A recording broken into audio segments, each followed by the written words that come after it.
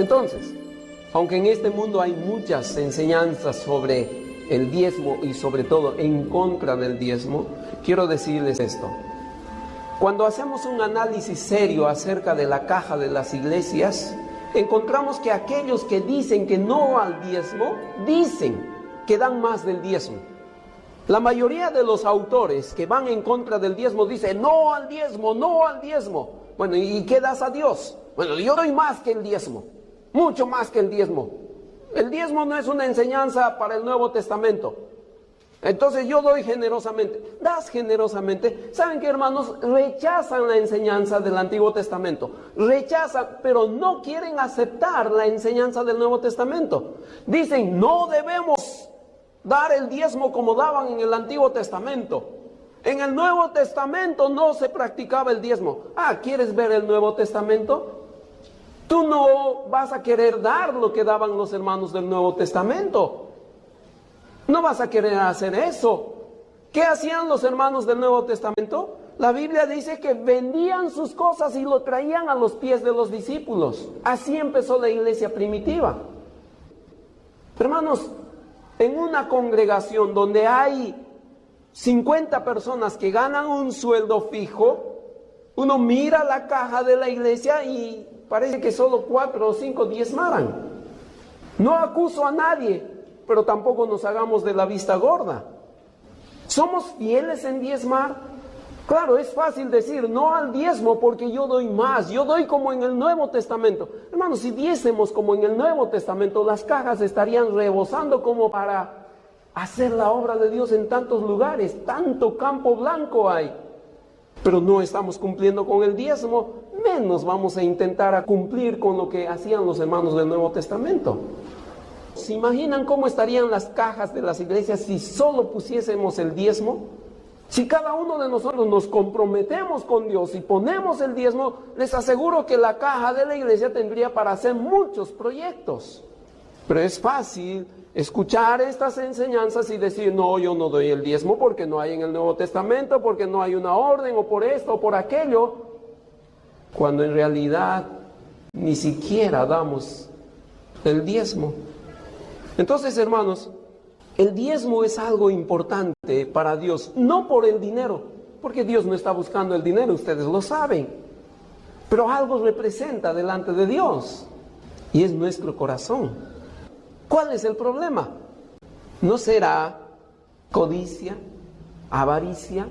¿Por qué estos hombres que tanto enseñan en contra del diezmo tienen iglesias que no tienen sustento para sus obreros?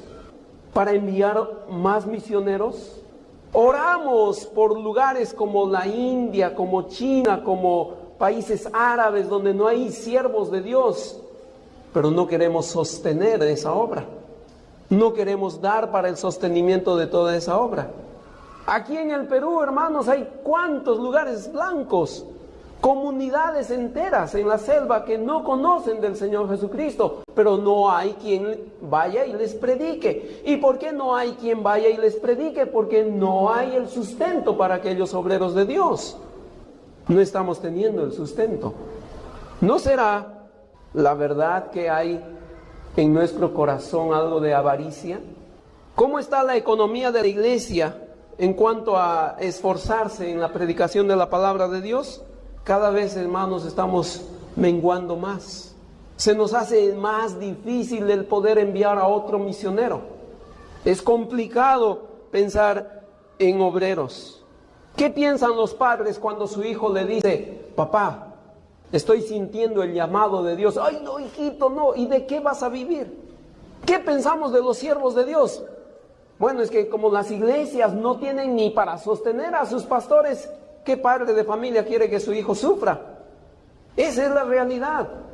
Hermanos, como siervos de Dios, como pastores, hemos escuchado a muchos jóvenes exclamar acerca del llamado de Dios, pero sus padres, sus parientes se oponen porque saben que el pastor va a sufrir.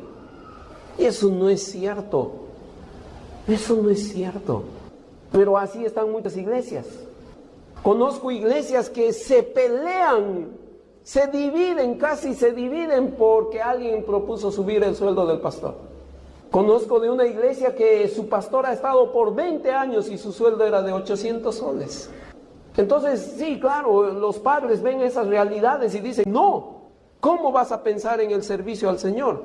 Pero eso es porque el pueblo de Dios está aceptando este tipo de enseñanza y bajo esa enseñanza en realidad se están convirtiendo tacaños y no quieren ofrendar generosamente para las cosas del Señor. Pablo le dice a Timoteo, primera de Timoteo, capítulo 6, verso 6 en adelante: pero gran ganancia es la piedad acompañada de contentamiento, porque nada hemos traído a este mundo y sin duda nada podremos sacar. Así que teniendo sustento y abrigo estemos contentos con esto. Porque los que quieren enriquecerse caen en tentación y lazo y en muchas codicias necias y dañosas que hunden a los hombres en destrucción y perdición. Porque raíz de todos los males es el amor al dinero, el cual codiciando algunos se extraviaron de la fe y fueron traspasados de muchos dolores. Mas tú, oh hombre de Dios, huye de estas cosas y sigue la justicia, la piedad, la fe, el amor, la paciencia, la mansedumbre. Huye de estas cosas, huye de la codicia. Hermanos, la verdad es que estamos siendo infiltrados en las iglesias por la codicia.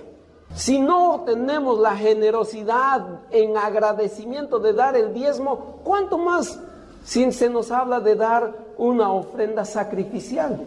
Si nos duele dar el diezmo, ¿qué será si Jesucristo viene en este momento y te dice, vende todo lo que tienes y dalo a los pobres?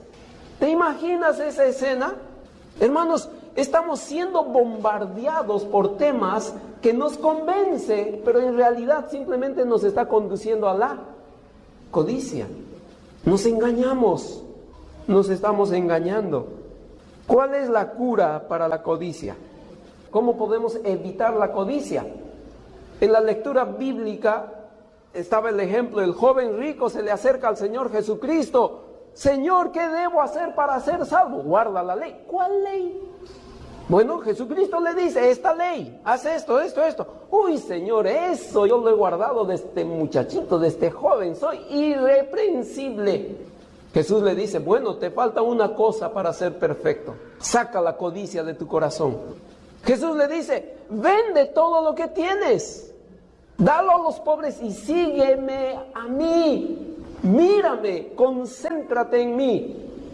Uy, el hombre no pudo mirar a Cristo, le fue imposible mirar a Cristo porque tenía tantas riquezas que sus ojos estaban clavadas en las riquezas, su corazón estaba enraizado en sus riquezas, y cuando Cristo le dijo, deshazte de eso, sígueme a mí, mírame a mí, concéntrate en mí, el joven rico no pudo. Y la Biblia dice que este joven se fue como triste. ¿Por qué? Porque tuvo que escoger entre Jesús y las riquezas. ¿Y qué escogió? Las riquezas. Hermanos, eso es lo que está pasando en la gente. Eso es lo que está pasando en el pueblo de Dios. Escuchamos con agrado enseñanzas que nos ayudan a ahorrar. Eso con agrado escuchamos. Y cuando se nos enseña a dar, no, está mal, está equivocado el pastor. No está usando bien la Biblia. Pero el problema no es con el pastor, el problema no es con la iglesia, el problema es con el Señor Jesucristo. Cristo le dijo, sígueme a mí, ponme a mí en primer lugar. Ahí está la prueba si amas a Dios o a las riquezas. Esa es la demostración. Entonces, si no podemos poner el diezmo, ¿cuánto más vamos a hacer lo que Cristo le dijo a este joven? Se nos va a hacer imposible. Nosotros debemos tener un corazón como para compartir. Cuando aprendemos a compartir, la avaricia, la codicia va a desaparecer de nuestros corazones. Efesios capítulo 4, versículo 28 dice, el que hurtaba, no hurte más, sino trabaje, haciendo con sus manos lo que es bueno para que tenga que compartir con los demás. Para que tenga que compartir con los que padecen necesidad. ¿Cuál debe ser el corazón de un hijo de Dios? Compartir. Si tú aprendes a compartir, si tú aprendes a ser generoso, la codicia y la avaricia va a desaparecer de tu corazón. Pon en práctica y verás que la verdad de Dios es grande en nuestras vidas. Gálatas capítulo 6, verso 10, una página antes, si no me equivoco, dice: así que según tengamos oportunidad, hagamos bien a todos, y mayormente a los de la familia de la fe. Hagamos el bien, esforcémonos en hacer el bien. Hechos 20:35. En todo os he enseñado que trabajando así se debe ayudar a los necesitados y recordar las palabras del Señor Jesús, que dijo: más bienaventurado es dar que recibir. Debemos trabajar para poder dar. Ahí la codicia va a desaparecer de nuestras vidas. Podemos ayudar y tenemos que ayudar. Esa es la forma como Dios espera que nosotros vivamos. Una advertencia. Lucas capítulo 12, verso 21. Así es el que hace para sí tesoros y no es rico para con Dios. ¿De quién es la historia? De aquel joven insensato que juntó y atesoró. Y cuando dijo: ya tengo muchos bienes, ahora sí voy a disfrutar. Era un hombre que trabajaba duro, de sol a sol, y juntaba todos sus centavitos hasta que tuvo una fortuna. Pero su corazón estaba atado a esa fortuna, a esas riquezas. Era trabajador no porque así debe ser el hombre, sino porque quería más riquezas. ¿Y qué le dice Dios? Necio, esta noche vienen a pedir tu alma. ¿Y de quién será todo lo que has juntado? ¿De quién será? Hermanos, Dios dice, el verso: así es el que hace para sí tesoros y no es rico para con Dios. Gálatas capítulo 6, acerca de la siembra y la cosecha, versos 7 y 8. No os engañéis, Dios no puede ser burlado, pues todo lo que el hombre sembrare, eso también segará. Porque el que siembra para su carne, de la carne segará corrupción, mas el que siembra para el Espíritu, del Espíritu segará vida eterna. Hermanos, el Señor nos advierte: cuidado con la avaricia. En mensajes siguientes estaré hablando más sobre el principio del diezmo. No es cuestión de dinero.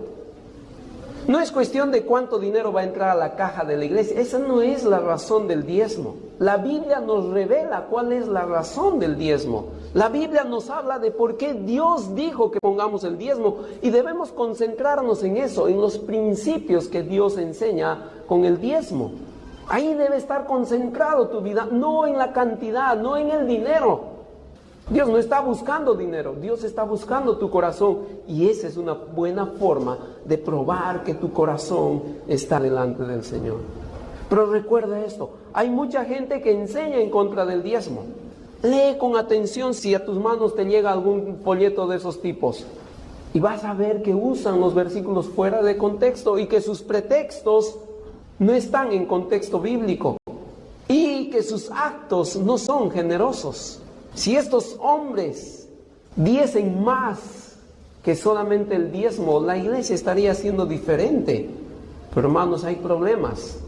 Y en esta mañana que estamos empezando a ver lo del diezmo, quiero que pienses en esto. ¿No será simplemente avaricia? Tú conoces tu corazón, el Señor conoce tu corazón y tú debes tomar una decisión. Pero que no te refrene el hecho de que el pastor posiblemente está buscando riquezas. Esa no es la razón. Si eso fuese verdad, Dios me va a juzgar a mí, pero tú tienes que ser fiel con el Señor. Así como Dios juzgó a Elí, así como Dios juzgó a los hijos de Elí. Ellos rendirán cuentas a Dios, nosotros rendiremos cuentas a Dios, pero es responsabilidad de cada creyente ser fiel con su Señor, indiferentemente de cómo se comporte el líder.